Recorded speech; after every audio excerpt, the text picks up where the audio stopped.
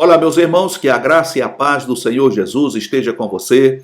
É uma alegria poder estar aqui de volta mais uma vez para juntos estudarmos mais uma lição da Escola Bíblica Dominical. Estamos estudando nesse quarto trimestre a revista Conectar Mais Jovens da editora Betel, que traz por tema Eclesiastes, Sabedoria para Viver e Conviver.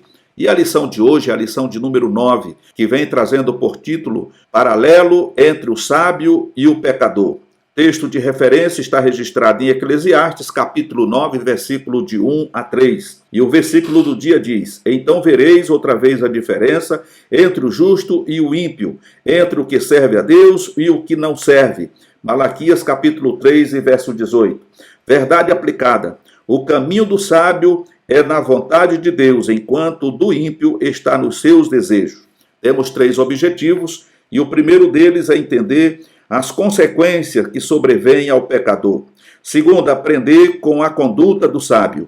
E terceiro, compreender o quanto precisamos tomar cuidado com nossas decisões. O momento de oração de hoje é: busquemos em Deus um coração sábio, e assim teremos forças para não sermos seduzidos pelo pecado. Louvado seja o nome do Senhor. A Bíblia apresenta em sua narrativa as atitudes próprias do justo e as do ímpio e relata as consequências de cada estilo de vida. Deus sempre tem a vida para o homem, porém muitos procuram invenções, como diz Eclesiastes capítulo 7, verso 29. O ponto-chave, portanto, do estudo de hoje é: a vida do justo é pautada pela diretriz do Espírito Santo e pela palavra de Deus. E aí o primeiro ponto vem falar sobre a vida do sábio. A maneira como o sábio anda mostra sua crença com Deus, bem como os seus valores éticos e morais. A Bíblia é sua fonte de conhecimento e suas decisões são direcionadas pelo Espírito Santo. Ele vive e anda no Espírito. E o apóstolo Paulo, ele pontua dizendo: andeis no Espírito, ou em Espírito, e não cumprireis os desejos da carne. O sábio é essa pessoa que ele mostra a sua crença em Deus, em primeiro lugar, bem como seus valores éticos. Ele é uma pessoa ética. Ele não se corrompe, ele não corrompe ninguém, né? Então ele mostra os seus valores éticos e morais. A Bíblia é sua fonte de conhecimento e suas decisões são sempre direcionadas pelo Espírito Santo. Por quê? Porque ele vive e anda no Espírito. Louvado seja o nome do Senhor. E ainda diz que esse homem que tem a sua vida pautada em Deus, ele é como a luz da aurora. Aí o sábio Salomão diz que a vereda do justo é como a luz da aurora, que vai brilhando mais e mais até se tornar dia perfeito. Precisamos, portanto, ser regidos pelas instruções contidas na palavra de Deus continuamente. O justo, o sábio, no exercício da fé cristã, renuncia os prazeres da vida e as concupiscências da carne em prol do desenvolvimento espiritual, promovendo assim a paz e o bem-estar das pessoas que estão à sua volta. O sábio aceita os mandamentos do Senhor e confia exclusivamente em Deus. Deus espera que busquemos a nossa salvação com temor e tremor, conforme registrado pelo apóstolo Paulo. Então nós vemos aqui que o verdadeiro cristão, aquele que tem a sua vida pautada em Deus, que reconhece o sacrifício de Cristo, aceitou Jesus como Salvador, procura ter uma vida ilibada, procura ser um homem ético e de moral. Então esse homem, ele se desvia do mal, ele renuncia os prazeres da vida, os prazeres mundanos, as concupiscências da carne, para que ele possa se desenvolver espiritualmente mais ainda e promovendo assim a paz e o bem-estar das pessoas que estão à sua volta. Ele não é uma pessoa egoísta, ele não é uma pessoa orgulhosa, ele não é uma pessoa encrenqueira, mas ele é alguém que representa o reino de Deus aqui na terra. E, portanto, ele age como Jesus agiu. Louvado seja o nome do Senhor. Em segundo lugar, Esse cristão busca sempre a sabedoria. A Bíblia diz que se alguém tem falta de sabedoria, deve pedir a Deus, que é a fonte de toda sabedoria. Para um viver sábio, é imprescindível que tenhamos intimidade com Deus. Salomão, por diversas vezes, pontua que o temor do Senhor é o princípio da sabedoria. Conforme diz o apóstolo Paulo, o justo procura remir o tempo e responde com palavras temperadas com sal. Infelizmente, as pessoas têm um grande problema com o uso do tempo, sempre procrastinando, sem falar maneira rude como se relacionam.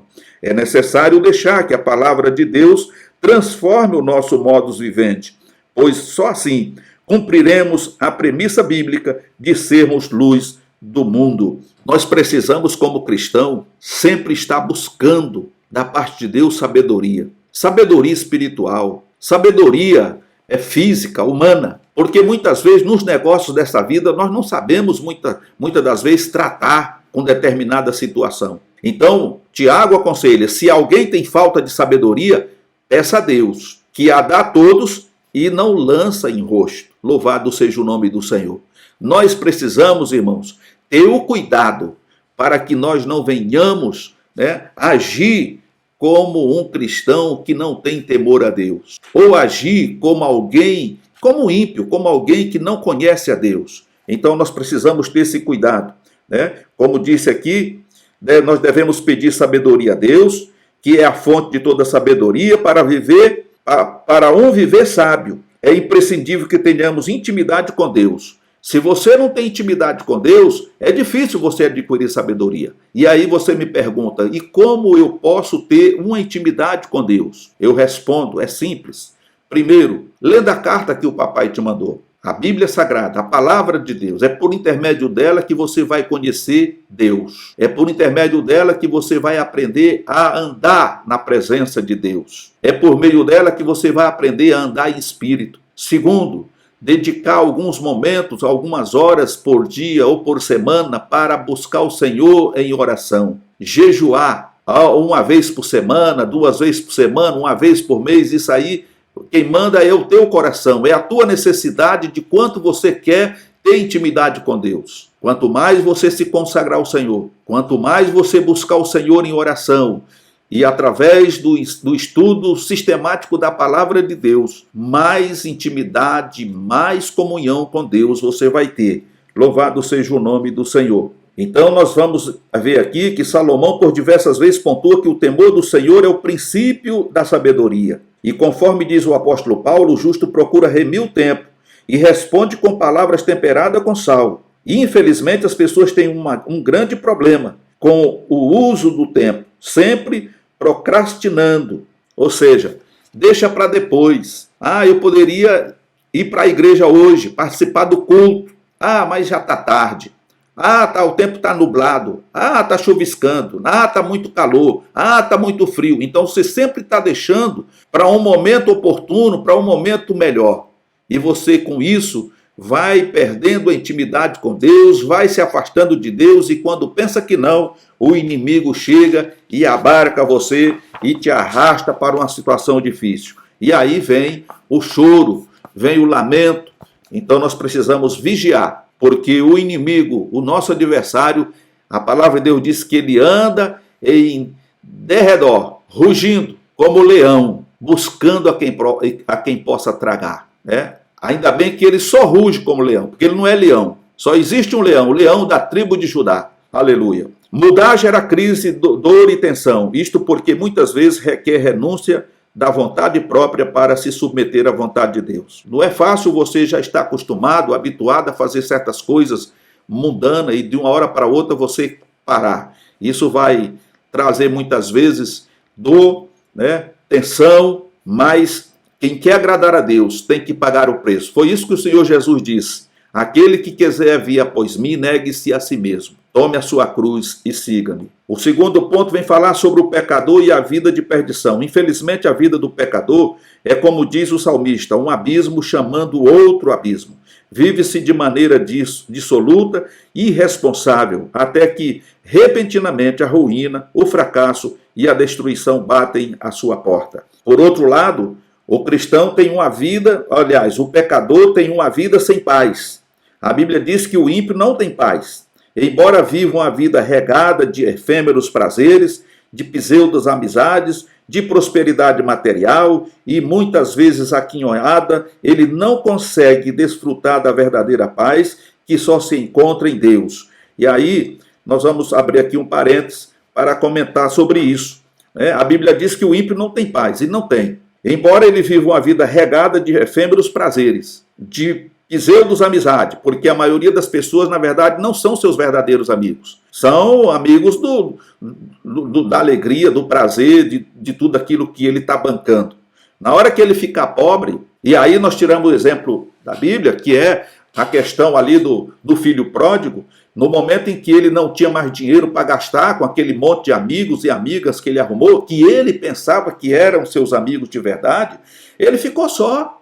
Ele foi procurar, mas ninguém deu atenção para ele, viraram as costas para ele e foram-se embora, foram procurar um outro tonto para poder ajudar a gastar o que ele tinha. Então, essas pessoas aqui, eles às vezes têm poder aquisitivo, têm riqueza, tudo, tem um monte de gente que a gente às vezes costuma ouvir dizer, são bajuladores, né, dessa pessoa, mas na verdade, na hora que acaba aquele movimento, aquela festa, aquela alegria, né, a tristeza, o vazio está ali presente na alma dessa pessoa. Por quê? Ele não consegue desfrutar da verdadeira paz, que só se encontra em Deus. Infelizmente, esta vida o leva para a solidão e constantemente lhe traz depressão e doenças psicossomáticas. O sábio Salomão nos diz que tais pessoas não conseguem nem dormir direito.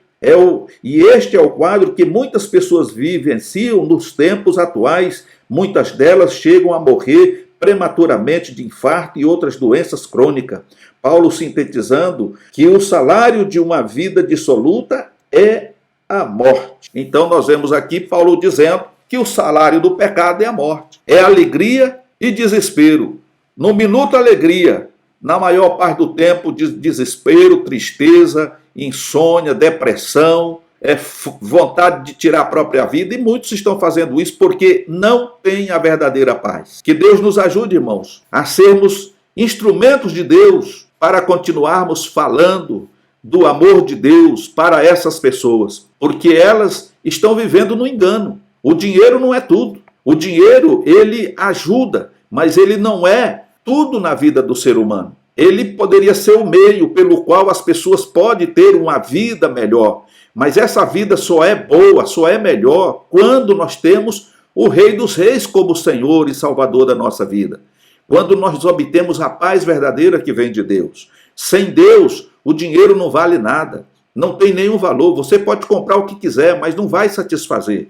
Porque a felicidade não está no dinheiro. O ponto 2 diz que vem falar sobre uma eternidade sem Deus. A morte eterna é um dos piores castigos para aqueles que vivem uma vida de pecado. A morte eterna se caracteriza por viver uma eternidade inteira sem Deus. Pior ainda, é não ter a oportunidade de sair daquele eterno sofrimento. A passagem do rico e Lázaro demonstra claramente que viver uma vida regalada, que é transitória, não vale a pena ao se constatar ou ao se contrastar com a eternidade inteira em sofrimento. O apóstolo Paulo nos exorta a repensar de que maneira estamos andando.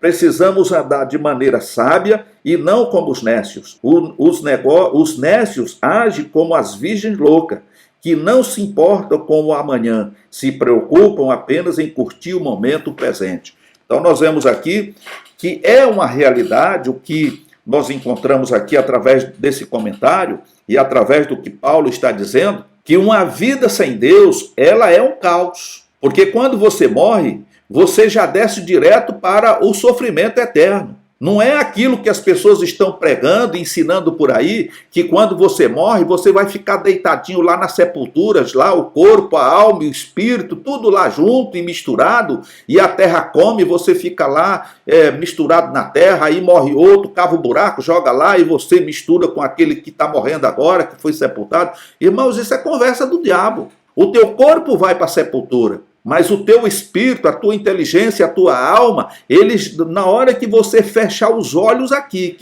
que o teu espírito sair do corpo, você já sabe para onde está indo. Ou você vai para o abismo, ou você vai para o paraíso. Você já sabe o que está se aguardando. Eu trabalhei muitos anos na área de enfermagem e eu vi muita gente morrer naqueles hospitais onde trabalhei. E eu vi pessoas morrendo com um largo sorriso no rosto. Alguns chorando de alegria e de felicidade. Parece que eles, naquele momento, abre-se as cortinas e você começa a visualizar o que está acontecendo e o que vai acontecer. Servo de Deus morrendo. Parece que ele não morreu, ele dormiu. Aquele rosto lindo, bonito, aquele ar de sorriso. Enquanto outros eu vi lutar, espernear, agonizar e se retorcer. Por quê? Porque estavam vendo para onde estavam indo e o pior de tudo, já não tinha mais o que fazer. Não tinha como se arrepender de confessar o seu pecado, irmão. É isso que a palavra de Deus está dizendo aqui. E aí nos traz o exemplo do rico e do Lázaro.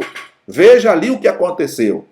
Aquele rico viveu uma vida regalada, fez tudo o que deu na teia, mas quando morreu foi para o Hades. Lázaro sofreu, mas tinha temor a Deus, e quando morreu foi para o seio de Abraão. E aquele rico, ele não tolerava o Lázaro, ele tinha nojo do Lázaro, ele escorraçava o Lázaro da sua porta. Mas agora, naquela situação, ele pede ao pai Abraão que permita que Lázaro molhe a ponta do dedo na água e venha lá do outro lado para refrescar a sua língua, porque ele está sendo atormentado no meio daquelas grandes chamas, aquele calor infernal. E aí o pai Abraão nega, não pode. E aí ele começa a suplicar pelos seus irmãos, porque ele tinha 5 irmãos e não gostaria que os seus irmãos fossem para aquele lugar. Então que o pai Abraão deixasse Lázaro voltar, ressuscitar, para poder falar para os seus irmãos que ele estava naquele lugar horrível e que eles deveriam mudar de atitude e procurar o caminho certo.